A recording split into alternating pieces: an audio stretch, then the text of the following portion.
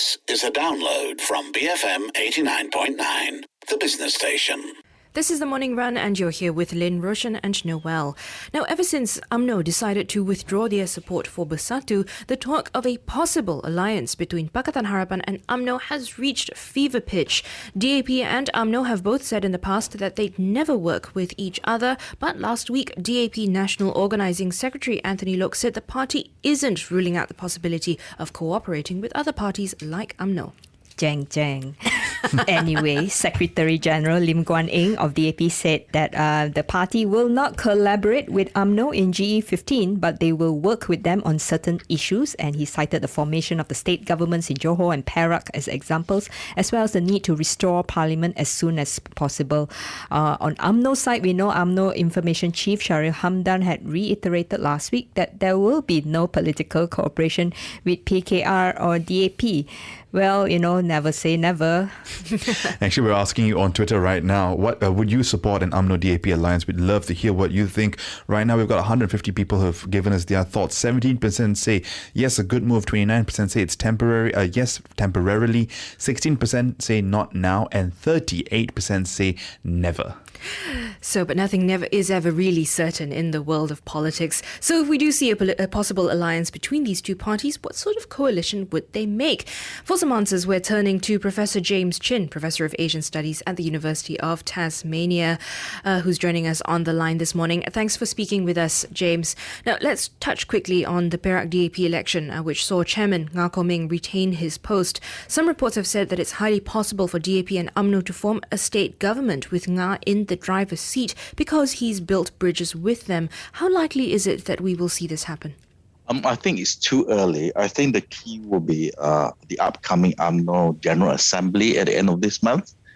I think this is all linked to the decision of UMNO whether to stay in or stay out of the Perikatan National Government.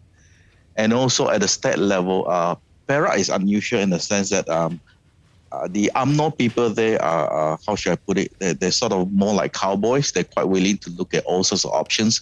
But in this case, I don't think that it is possible for Nga to actually be in the driving seat. If some sort of coalition government would come online, DAP will very much play the second or third base.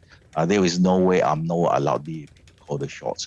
But they might set up some sort of temporary solution with DAP for the simple reason that UMNO is quite desperate to kill off Bersatu in Perak.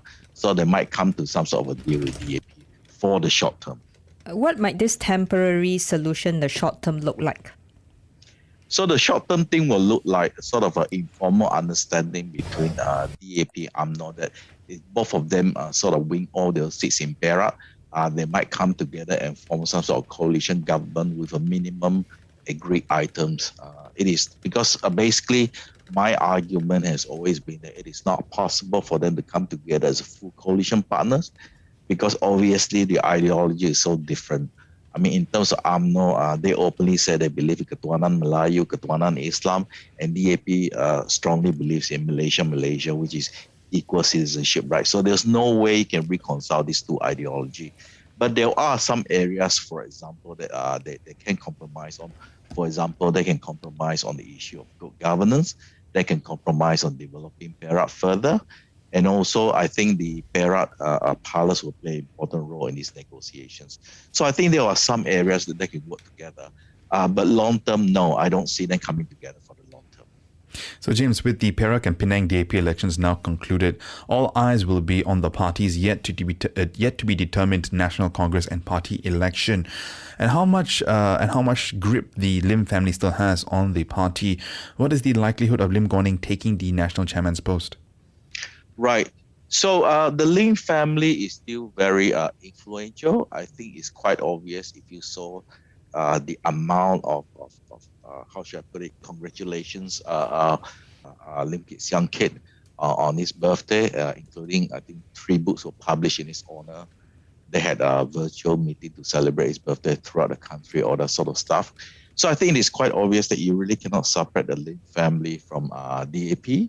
But of course, there are always pockets of DAP that's always been sort of against the Lim family. Perak is a case, Johor is a case. There's also a faction in Penang that's always been against the Lim family. So, but overall, I think it is widely understood that the Lim family has played an outsized role in the development of DAP, and Kit Siang has really devoted his life to the party. So I don't think he can really remove the so-called Lim factor from the DAP. In terms of your question you asked about Guang Eng taking over the national chairmanship post, I think it's more or less a done deal. Obviously, he has to step down as a SG. I think the other done deal is basically Anthony Loke will take over. Unless something very big happens, I don't see them changing the Chaitan or the menu politics.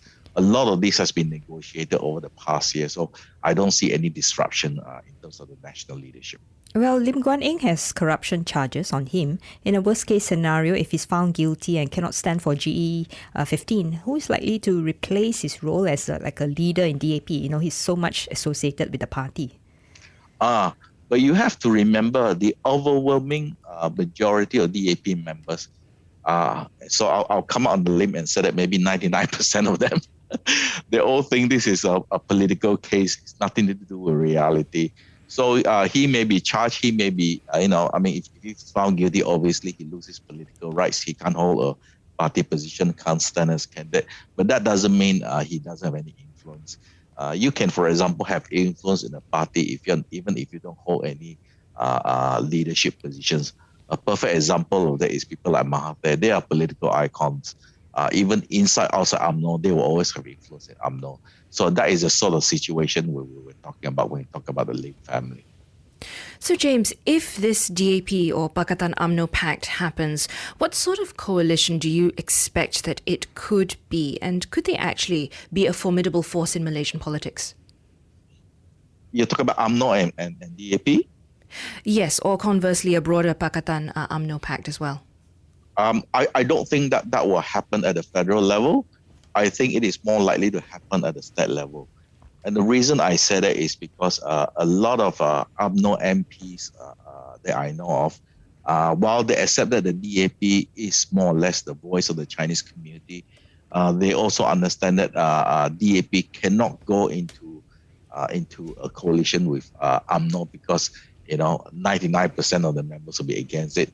And also you have to remember 99% of the Malay grassroots in UMNO will also be against this sort of coalition. But the state level, I think, is slightly different. They have more flexibility, but I don't think they have that kind of flexibility at the federal level. But on questions like coming together to work on a single issue, which is to pull down the Muhyiddin government, forcing the Muhyiddin government to call early general election, that is doable. But in terms of coming together for the GE15, no, I don't think that's doable. All right, thanks so much for joining us this morning, James. That was Professor James Chin, Professor of Asian Studies at the University of Tasmania, giving us some insight into a potential, first of all, what's been happening with DAP, both at the state level and federally, what we can expect, as well as the potential, I think, for collaboration between DAP and UMNO. Now, James is of the opinion that this is likely not going to happen on the federal level, but it could happen at the state level or on specific issues. So he highlighted things like good governance, things that DAP and UMNO may be able to find some common ground on. Yes, he definitely doused the fire there. Any fever pitch has been put out by James' comments right there, right? Basically saying we have to be realistic on the federal level. State politics is different from federal politics in many facets, especially with the ways these parties can work together. But in any case, we asked you on Twitter, would you support an UMNO-DAP alliance? 16% say yes, it's a good move. 27% say yes, temporarily. 18% say not now. And now approaching 40% say never. And some of the interesting comments here are things like we've got Wilson who asks what will happen to MCA. He has commented saying depends on who leads UMNO. Michael has tweeted in as well, it will never last, the party struggle different. And this, I think that's something that James highlighted, right? Essentially the both parties come from very different ideological backgrounds, although they can agree on some points to work together on. Some really interesting some comments here, because I think the values part is definitely something that's been reiterated by a few other commentators today. I'm sorry, not commentators, people on Twitter this morning. So there's all this chatter about a collaboration with UMNO and what it might look like. So meanwhile, DAP had celebrated its 55th anniversary. Happy birthday to DAP. The question I think for them is, have they kept up with times, or is there some soul searching that might be needed? After all, Anthony Loke, and he's quite an influential leader in DAP, he said DAP would need a more balanced approach in its leadership to remain relevant, and maybe a team of young and viable leaders need to be quickly moved up to the top posts. Yes, but whether or not it's going to be easy to contend with the Lim family in the spotlight of the DAP as a party as well is going to be a bit in question. I think this is a problem that we generally see across our political parties here in Malaysia. We have that top level of personalities who are still very strong, and personality politics is a big thing here in this country. Whether or not the individual parties will be able to adequately bring up their second liners to kind of implement a successful transition plan as we go in, that's going to be certainly something interesting to watch. Do continue to let us know what you think on the poll as well. That's on the Twitter account at BFM Radio. But right now we are heading into the 8 o'clock news bulletin and then the breakfast grill, where Wong Xiaoning will be speaking with Gokhan Ogut, CEO of Maxis. Be sure to stay tuned for that interesting conversation after the news. BFM 89.9. Thank you for listening to this podcast. To find more great interviews, go to bfm.my or find us on iTunes. BFM 89.9, the business station.